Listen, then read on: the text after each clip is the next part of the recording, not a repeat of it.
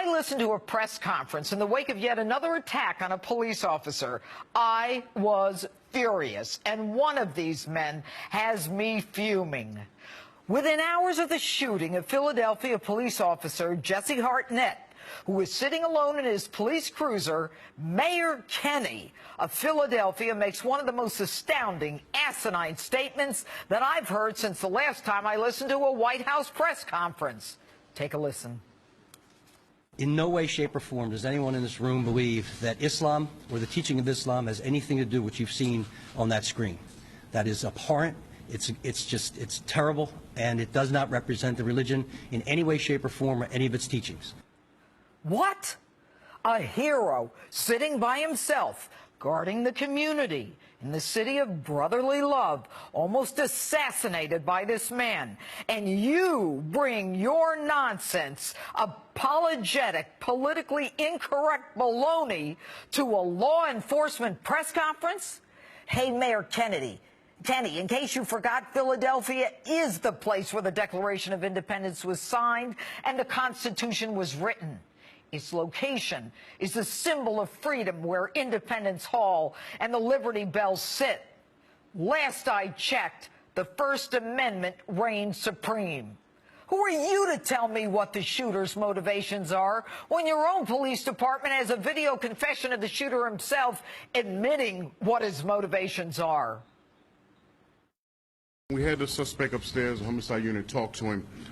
Right away, he didn't have anything to say, but then he stated that he pledges his allegiance to Islamic State. He follows Allah, and that is the reason he was called upon to do this. How dare you take the sympathy away from the victim, Officer Hartnett, and the men and women in blue under siege every day in this country by the haters, and turn it into sympathy and understanding for a different group? I don't need you to tell me or lecture me what I should be thinking because you want to suck up to the commander-in-chief. So how about you drop your liberal ideological nonsense and stop apologizing and start focusing on the threats to kill those in your department? And I don't know if you need to see an eye doctor, but the man is wearing Muslim garb. He has sworn allegiance to ISIS. He told the cops he did it for Allah and ISIS. His own mother says he's a devout Muslim. Are you stupid? And you're not alone in your stupidity. On December 17th, 70 Democrats in the House of Representatives introduced House Resolution 569. A resolution condemning violence, bigotry, and hateful rhetoric toward Muslims in the United States. Those congressmen and women resolved to express their condolences for the victims of anti-Muslim hate crimes. No mention of Christians and Jews. 2 weeks after the Islamic State-inspired massacre of Americans in San Bernardino, California.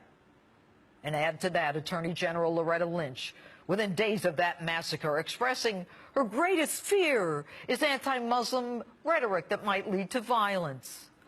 All of this, folks, is a direct violation of the First Amendment right to free speech. Yes, offensive speech is protected.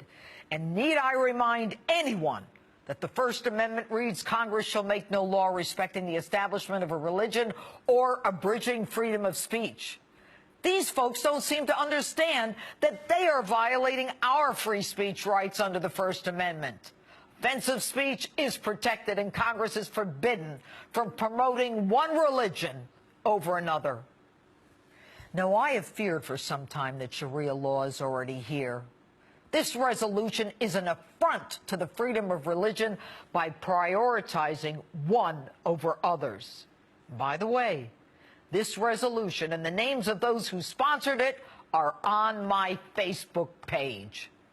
So, Mr. Mayor, stop mouthing off when you don't know the facts because you're pandering either to the White House and the political class that is taking us down this road.